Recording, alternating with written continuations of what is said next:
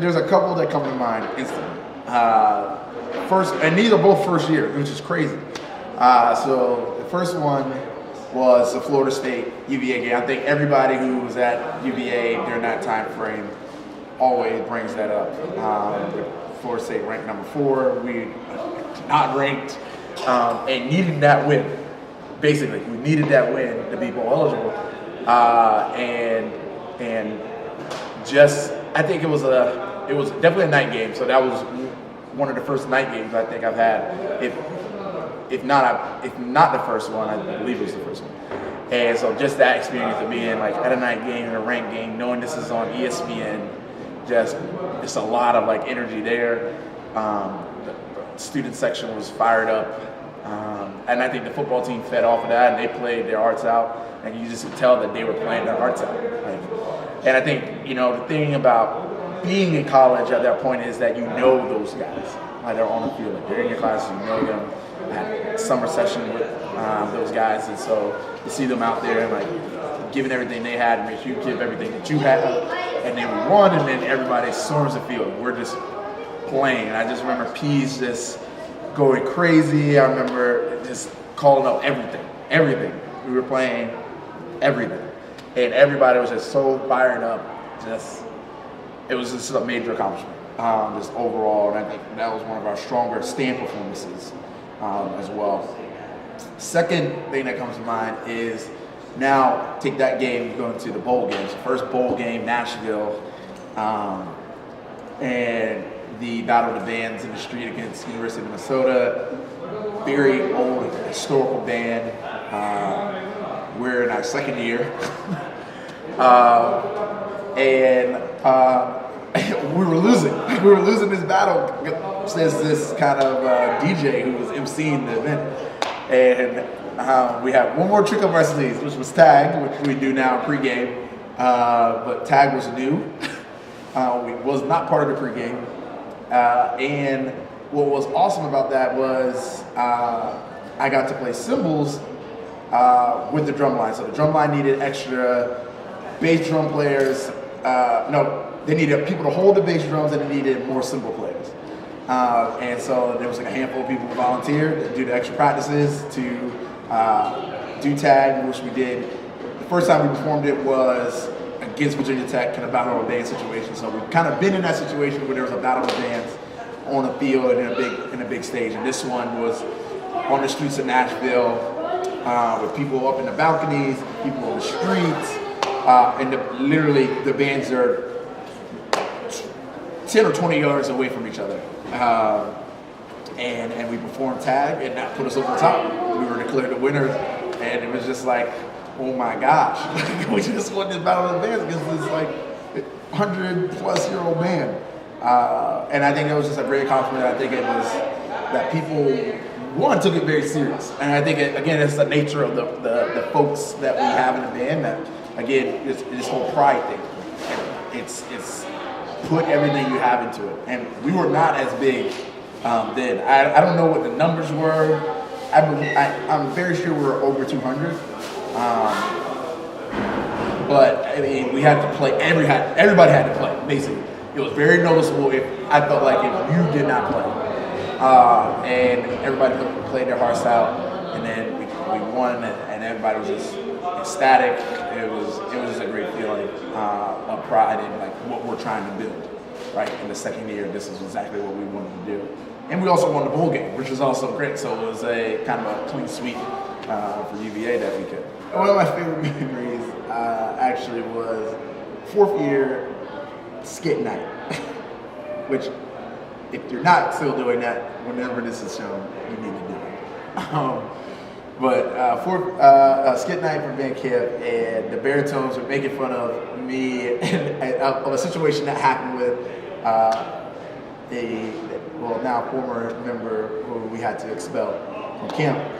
And just what I had, and then I went around to all the sections and let them know, listen, you're either going to comply with, basic kind of procedures and rules that we have, or you're going to be out of here. And that's it. And so they did their skit based off of the speeches that I went to every section and gave. And Aaron Jones nailed it on the head. Because I told them, especially the baritones, I told them, listen, if you guys even try to pull some crazy stunt, your bags will already be packed and you'd be out of here. And so they did a skit based off of that. It was so good. It was such a good fun. And it was great to bring kind of light to was a tense situation at that kind of point. And you never want like one person to ruin an experience. And I think that was a great kind of a change of taking that and again, channeling back to, we're here to have a good time. And that's the focus of kind of camp in a way, that cultural building. So that was awesome. That was a hilarious one. And you know you're gonna get ragged on as one of leadership. So it was great to like have that and know that was my turn to get kind of ragged on. Yeah, easy. Favorite stand tune was Netiquette. Always. And it's a song that I helped bring to the CMB from my area. A lot of historical black colleges in my area played it. A lot of the high schools played it. And I wanted to bring it. I believe Kenton might have wrote it out, or TJ, Kenton Griffin, TJ Clemens, one of the two wrote it out to present to Pease. I remember that in the early days, that's what we used to do. We used to email him song suggestions that we'll have these email chains, songs that we can and cannot do, and then try to write it, have somebody write it. So GZ2, hopefully it's not being played later on, which I believe Kenton kind of wrote out the initial, if not the whole thing. But Neck was my favorite stand tune. It's just a lot of energy. It's just basically it's a wall of sound. It's a very brass song, and you just play full out. And it's just a fun tune. I think it's just a nice tune. Everybody gets excited about playing it when it's called up.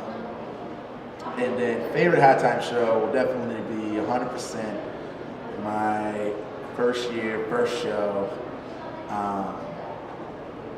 El Toro. And that show, I think it's special because it was my first show. And we worked on it all camp, and that was a tough camp, just adjustment in general. And Alchez was pushing us during camp and also taking away time from us to actually learn the songs. We were getting in lots of trouble and practice with Pease because we hadn't learned the whole song, because we were in sectionals learning Pease, because Alchez had us practicing literally one measure for like 30 to 45 minutes. And then when we get to practice and we don't understand the song, it's like because he dominated the section because he wanted this one measure done perfectly right. But that aside, we got it together. And that show, it was basically a trumpet feature. So we were on the front line.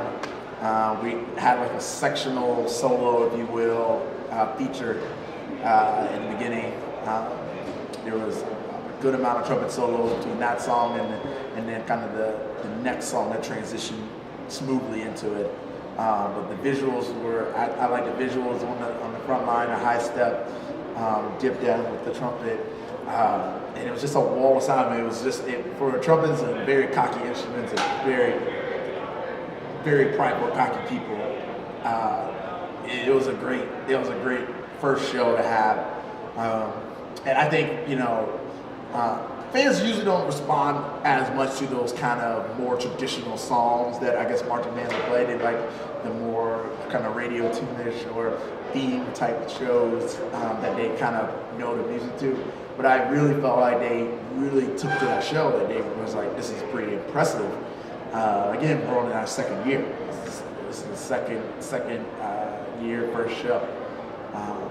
And I thought we executed it beautifully. I was just so pumped to play it.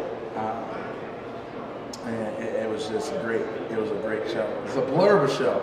I can remember bits and pieces of it still just because it was the first show, but just like all the veterans say, it's going to go by quickly. You're not even thinking, you're just like making sure that you're in the right spot. You're playing the music, we're just playing it. But that was my favorite show by far. It was third year. I remember Richard Vigilant doing the helping learn the visuals for a particular show. Oh man, I can't think of that one, but I remember us, and this could be it, but I remember playing Thriller and making sure that we had those visuals down and making sure everybody was going in the right direction and things like that. And you know, the tough part about that it was that people were being very technical about what degrees your elbow, and it's like that's not at the heart of that. That's not it. It's about selling it and just having a good time. And I think Richard did a good job of trying to like deal with that. I couldn't handle that. I was like, listen, you just feel it, you just do it. Like whatever feels natural to you. Like it's just do it. Like you know, people at the end of the day, the crowd don't care about the degree of your elbow. You know, they care about how much energy are you putting into that. They can see that. If you're just doing that versus like it's a huge difference. That's what you gotta sell, not this. My elbow's not at a 45 degree. No. But that was probably one of my favorite visual sessions because it's such a classic song. And we were doing there was some other complicated visuals in that show I remember.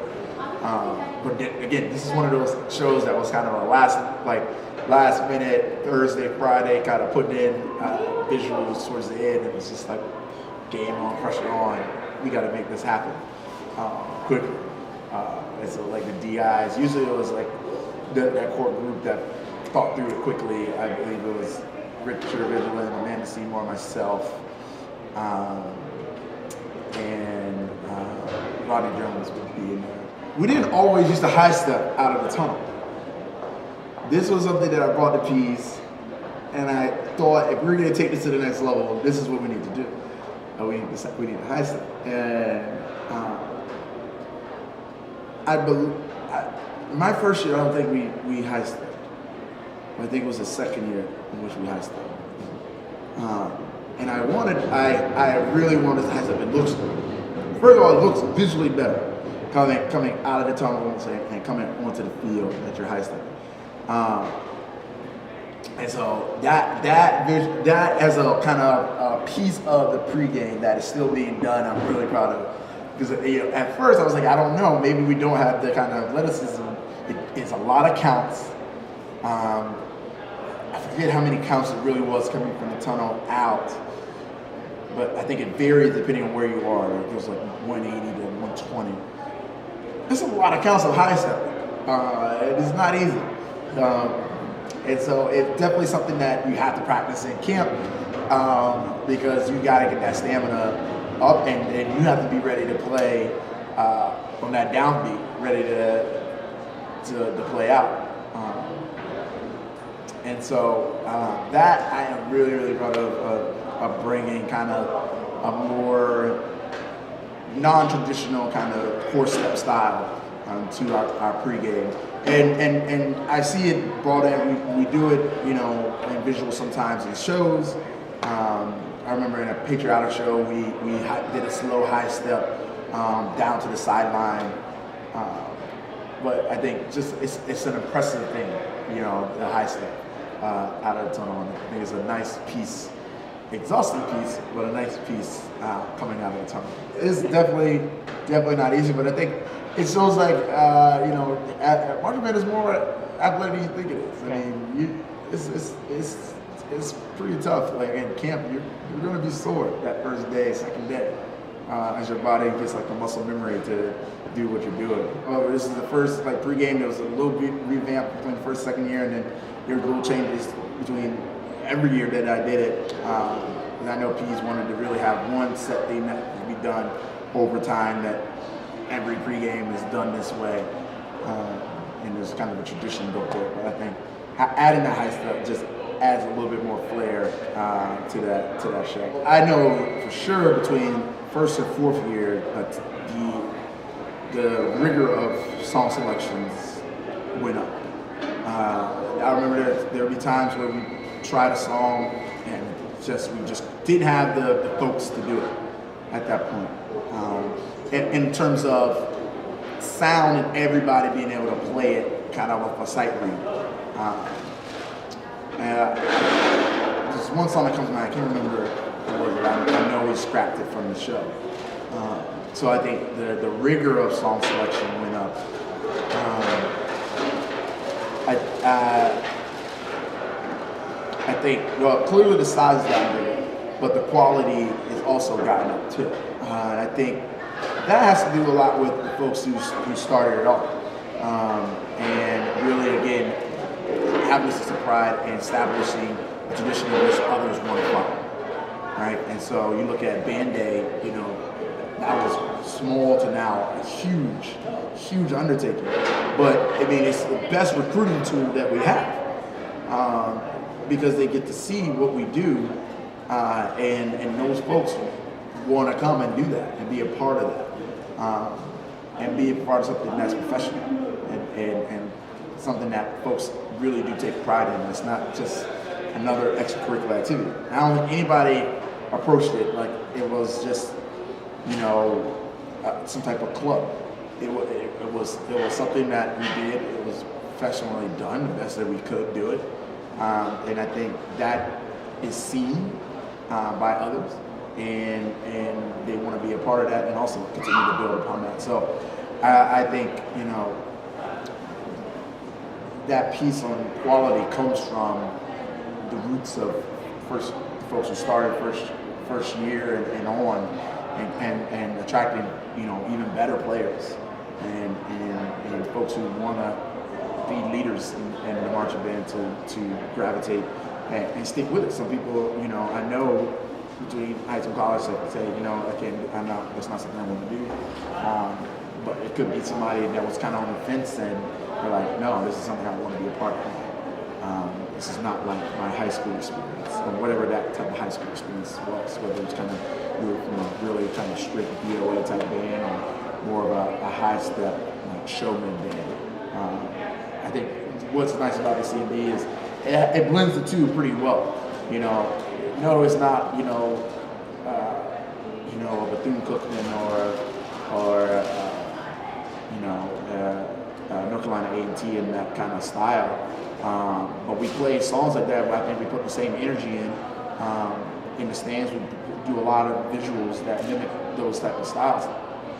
But in terms of music quality, we're up there, with the Ohio States, with the Michigans, and the pride that they take in. I think we blend both those worlds well to make it kind of a joyous but professional experience. For me, I always had this chip on my shoulder. Growing up, African American kid in a low-income area and raised by a single mom. I just had this chip on my shoulder my whole life. Folks I just always felt that people doubted what I could do, and I just channeled that into, well, you know what, I'm gonna show you what I can actually do, and exceed what you think I can actually do. And I just always taking that, and I think it's just about channeling it to something that's effective, right? So when I was little, it came out in various different ways, not as productive, and I think I still do.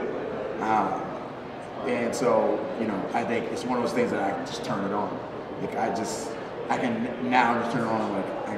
Even if there's no one doubting that I can do something, I just turn that on. Remember, somebody out there doubted you, that you would be in this position, that you would be at UVA, that you would graduate high school, that you would have moved out the area, that you would have done something with your life. And I just always just focus on that and just get frankly pissed off, and I was able to kind of channel that and focus it on what the task was at hand, and then again just going about and doing, putting in everything I had. I think you hear all the time from third, fourth years and folks that are graduating that that's it. We do 7 to 8 shows a year, and that's it. And then you kind of take it for granted sometimes in the beginning. I never wanted to take it for granted. I wanted every show to be like, if that was my last show, if that was the last time that I was going to hit that field, I was going to give everything I had. No voice, no energy, sweating, doesn't matter. And that's it. Practice too. It doesn't matter. You gotta, if you don't do it there, you're not going to do it. You're not going to do it on the field. That doesn't just turn on. You have to do it at practice. You got to do it at camp. You got to, and then that translates straight into the field. So it's not, I don't think anyone can just, oh, now it's game day and just be pumped up. No, I've been pumped up since Tuesday. Like I've been pumped up since August. It's just about translating that. Now here's my ultimate outlet for it. We're out there to put on the show, and that's what I want to do.